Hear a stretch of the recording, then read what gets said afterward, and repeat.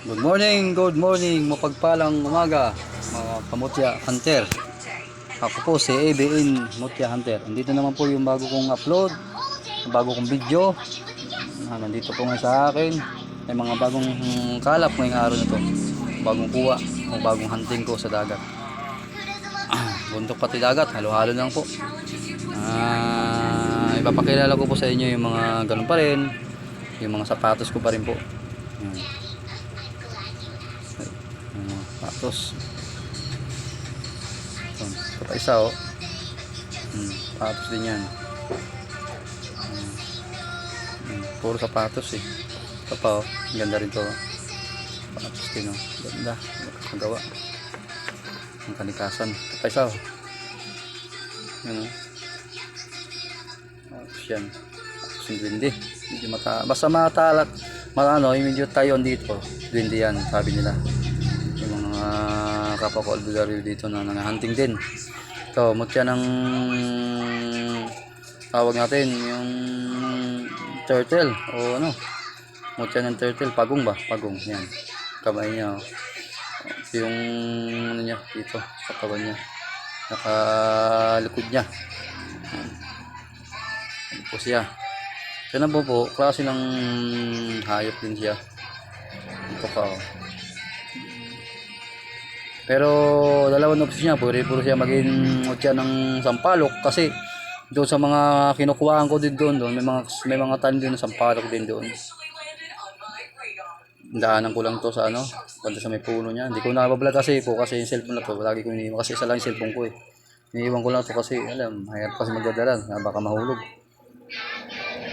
Tsaka ito pa po, mutya ng puso. Mutya ng puso.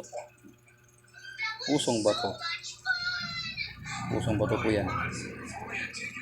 Ito naman yung tawag nilang luya. Luya. Bigas na siya. Butas pa oh. Pasang. Luya. Kasi medyo doon. Parang tawag nyo yung garden house. O gardenan ba? Yan. Ito. Ito naman yung tawag na dun sa ano, tawag ng mga kamutya hunter ko dito. Ito ang tawag nila nito. Ini ano, yung pangbalik sumpa. Kakaiba na napag-anayan na naging bato na. Balik sumpa. Ito yung mga maliliit ko puting bato-bato mo. Ano? Puro bilog. Maganda ito sa bao ilagay para sa ano niya, pangkabal. Marami yan dito, mayroong mga maliliit ito magkalalinta rin po to.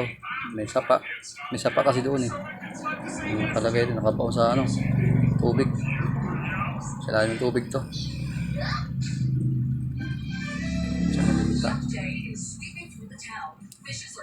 Ito yung sinag na ng araw, itim. Panda dito sa pang ano, ipinsa. Para ano, pantaboy ng mga sasamang elemento, mga kanto ng sasama. Ayun, pantaboy yan siya. Sangkap din yan sa mga paggawa ng bao. Meron pa pula ito yung sabay yung iba. Marami kasi dito, maliliit yung iba. Ito naman po, yan ang pagkalalaki ng isang tao. Kung ikaw gusto mong laging matibay ang ano mo sa labanan para sa kapartner mo, ito nilalagay lang ito, binababad ito sa tubig, may dasal din to, tapos iinumin mo. Pwede mo siyang inumin bago ka makipagkumbati sa asawa mo. Bigyan mo siya ng kaligayahan.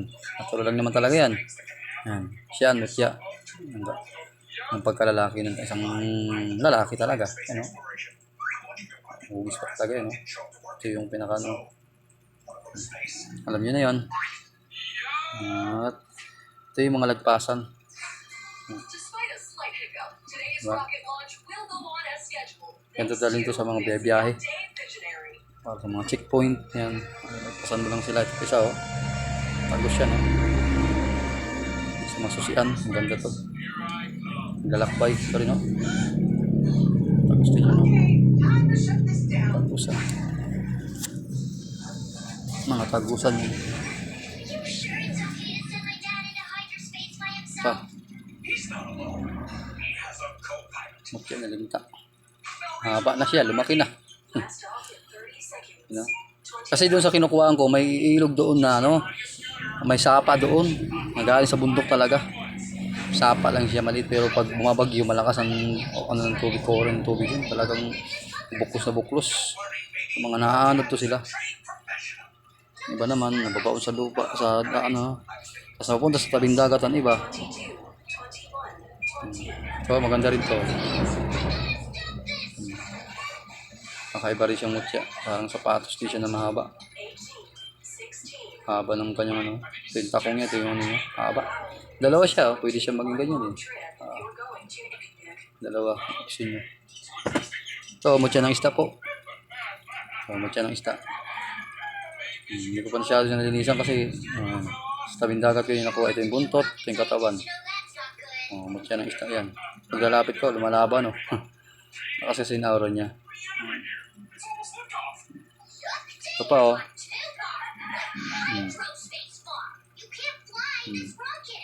Alam na kung ano to.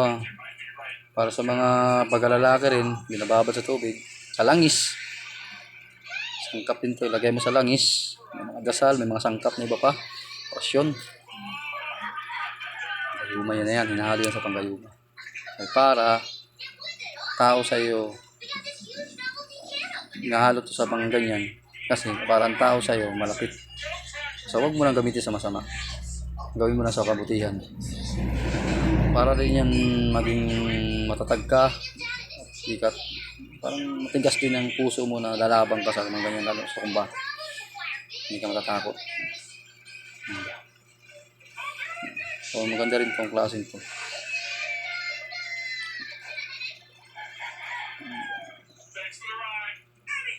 Gwente yan. Diba? Ito yung ano niya. Ito yung umbrelo niya. Ito siya. Siya.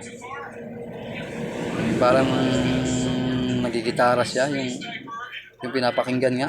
Yung sa mga anghel. Pag nagpapatugtog yan. Diba? Mayroon siyang ano yan. Gwente yan. Siya ay isang gwente. Nakapak sa bato. Diba? Ganda. Bihira na kasi ito makuha. Mga gabay niya yan. Ito. Kahoy ito. Yung kahoy. Batong kahoy na ito kasi slice na kahoy yan.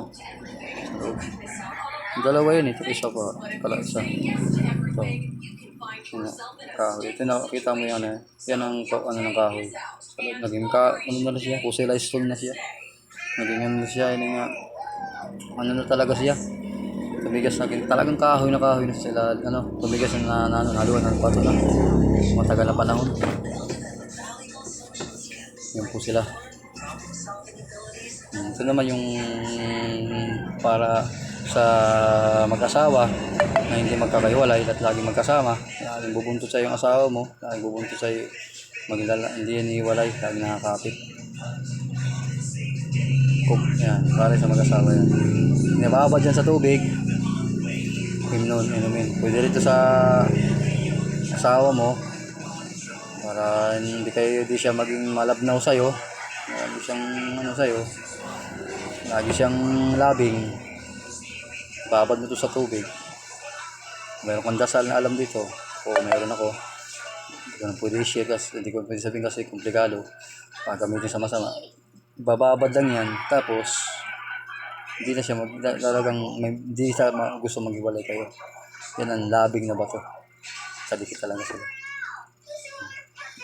Titingnan mo siya parang talagang diba? Mindset na lang kung anong ginagawa nila. Ano pa ba? Wala ba na ba may papakilala? So, sa pato. Kahoy din yan. Kahoy yan. Mga pirasong kahoy ito. Tuligas na. Nagis po sila stone na. Daan ng panahon. Ito naman mga buhay. Ito na buhay. Yung nyog. Pag binuksan mo, makikita mo yung loob niya. Na kinakain nga. Yan o. Ito pa ngayon ano niya. Kasi mayroon naman doon nyugan din eh. Taas, may mga nyugan yun doon. Dalawa yan sila. Ito pa isa o. Oh, iba to. Dito. Saan yung isa? Ito yung isa. Ito yung isa. Tapos, ito naman. Bato mo, dalawa, nagdoble. May nakatungtong pa siya. So, ang dikit-dikit.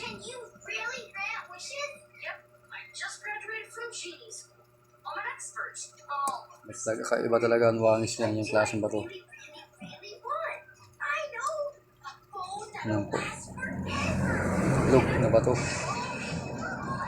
Parang itlog ng tabili. Yung maano ba sa ano ba? Makita sa mga puno parang malaking